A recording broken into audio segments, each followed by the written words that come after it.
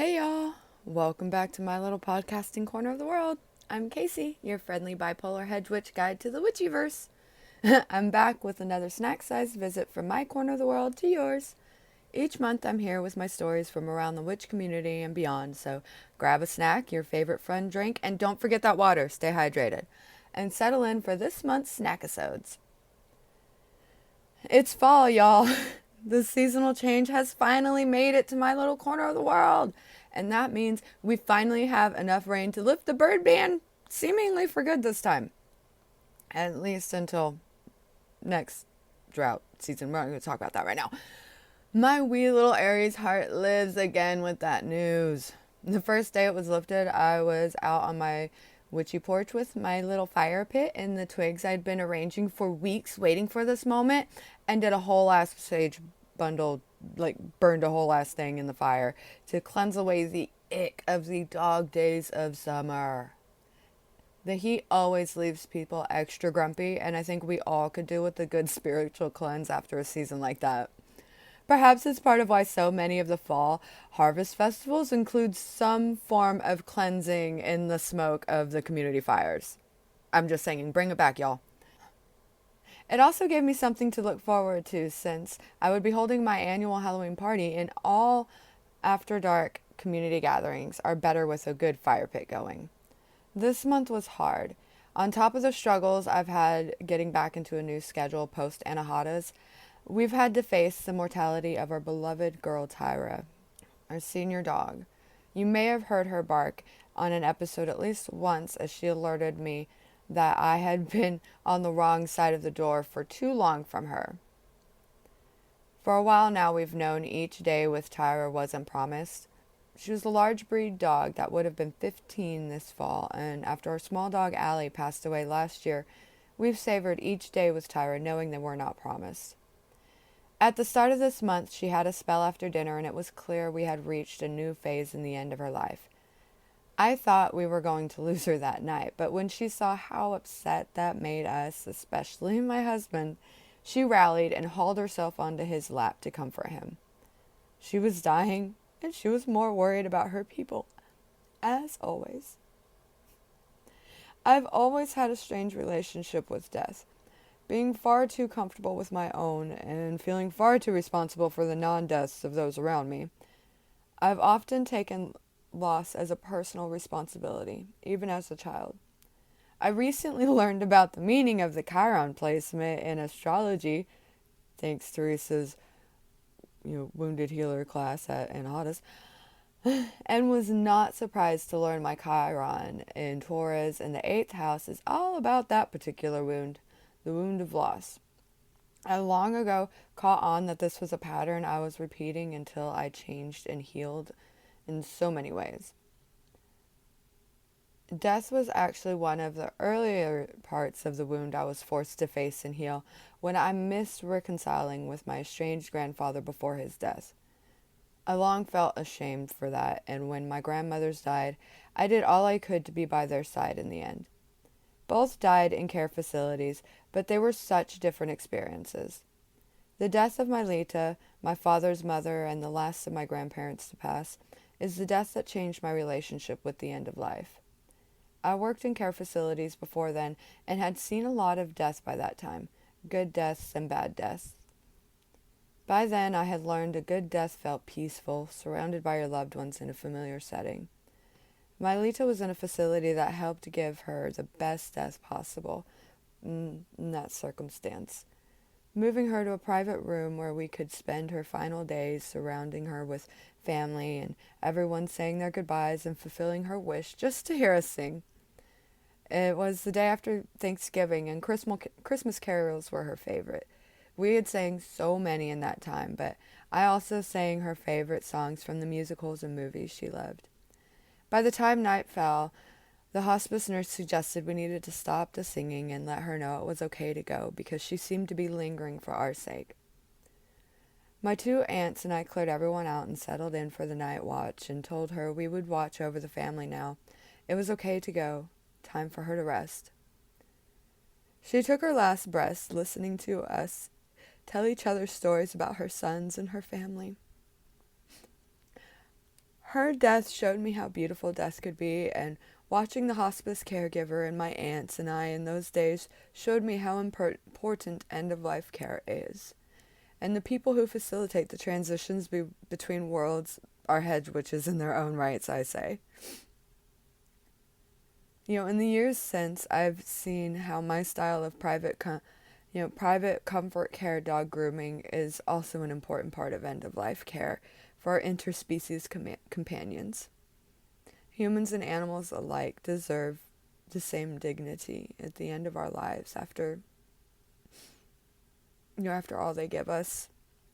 My clients have become comfortable asking me about their dog's quality of life, something I realized is different in their heads than their pet's physical health. That's a conversation for vets. Dog is my second language, and I often find myself acting as translator and cherish the humans who see the gift in me and value my insights when it comes to what their dog has to say to me. When it came to my own dog, Tyra, I knew it was getting close, but she still valued the quality of her life up until the beginning of October and that incident she had after dinner. That night, she began her goodbyes. Her breathing changed, her bodily functions started breaking down, and while she rallied to comfort us, when she saw we weren't ready to go, or we weren't ready for goodbye, we knew it was time to let her go. I dropped everything at that point. Giving her a beautiful death became my top priority. I miss things going on with the living, and I am behind on everything, but I wouldn't change it for the world. That dog gave us nearly 15 years of love and loyalty, and I wanted her to know she was just as loved. As long as she wasn't crying in pain and still communicating her needs, we decided to give her hospice care at home, and if it came down to it, we would find someone to come to our home to aid in her transition. Fear of the unknown was not something I wanted for her in those final days. And she really hated leaving the house and being away from us. I carried her to the front yard on sunny days and laid out there with her for hours in her favorite spot. Before we had neighbors, she could freely hang out there with us while grilling or gathering around the fires, and she missed that so much. I'm so grateful I was able to give her that gift, to physically be strong enough to lift her and emotionally strong enough to let her know it was okay to go. She passed on the morning of October 16th. We've been heartbroken, but I'm comforted by our young pup, Chewy. So glad I said yes to the pup. And my day job as a private groomer for special needs dogs. That does help to get a lot of dog cuddles. I miss my Tyra, but I know she still watches over us. She joins our other guardian dogs, all passed around the same time of year when the veil is thin and their buddies are just beyond to guide them across. They ran together in her dreams in that final week, and they run together now, just as they did when we first moved here with them. I cannot change the bad deaths of my past, but I can do my best to heal my relationship with death and the dead I have avoided for too long. During the season of honoring the dead through traditions of Samhain and Dias de los Muertos, I will honor my dead with far less fear and shame, and will hold my head high as I celebrate their lives and legacies left behind. I'll also hold them close as I host my seasonal gatherings, whether it's our annual Halloween fire here at the house, or it's the big gatherings of the annual DFW Pagan Unity Fest.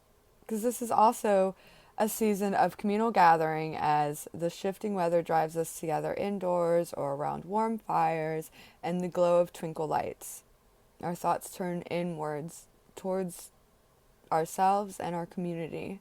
In my corner of the world, we are preparing for our 8th annual DFW Pagan Unity Fest, held each year in Arlington, Texas at the Arlington UU. Each year, a team of volunteers works hard to pull together this free event offering a vendor's village, family crafts at kids' corners, classes throughout the day in the Grove, a charity raffle, and a public ritual open for the community.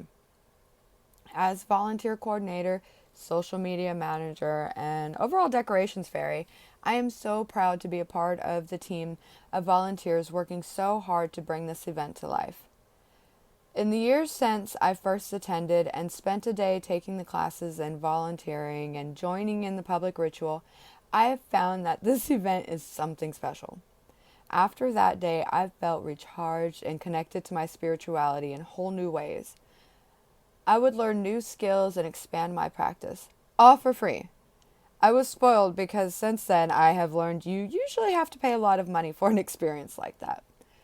While I appreciate there is a place for in-depth, pay-to-play, multi-day events like that, I think it's so important for free events like ours to be just as spiritually fulfilling.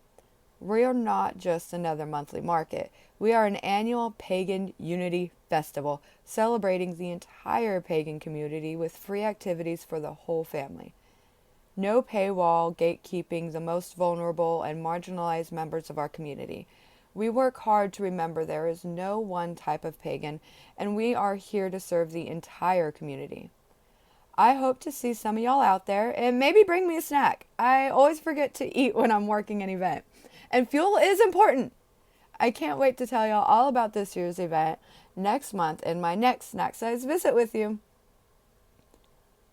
If you want to hear more of my witchy stories and other musings, be sure to tune in next month at some point in time around the end of the month for your Snackisodes visit with me. Don't forget, you can now send me an email and I'll call it a raven over on my new website, welcometokasiescorner.com, or follow me on my socials, also found there on the site or in the descriptions of this episode. Send me your snack ideas, and if you're also dealing with anxiety issues, tell me about how you manage building community and I can share it on my next episode. Let's learn from each other, as so much of what gets me through is what I've learned from others. One day, I hope to see a whole flock of ravens waiting for me there. You can also check out my latest videos over on my YouTube's channel, Kacie's Corner, also linked in the description.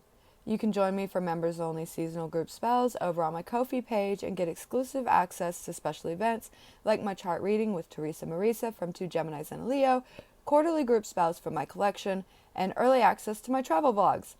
I now have 3 tiers of membership available, so check them out. You can also check out my Ko-fi shop open to members and non-members alike. I hope you've enjoyed your snack. Y'all have a great month. Get you some water, stay hydrated, and I'll meet y'all right here about the same witch time, same witch channel next month.